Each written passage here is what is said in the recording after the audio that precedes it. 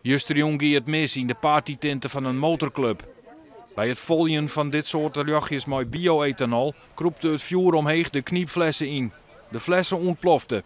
De camping-eigenaar was erbij helpen. Toen kreeg ik het verhaal te horen dat bio-ethanol jochjes die een steekvlam veroorzaakt heeft en rucht in het gezicht van 2 mensen. En die ben slim verloren reken. 2 vrouwen uit Noord-Holland die er het dichtste bij zitten, kregen de volle laag. Ze binnen naar het bronwondencentrum van het Martini ziekenhuis in Grains gebracht. De orenmotorclubleden binnen de bot van waai.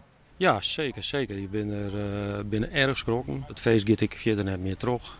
Dus ik ging in de rij van de huishouden naar huis. Ja.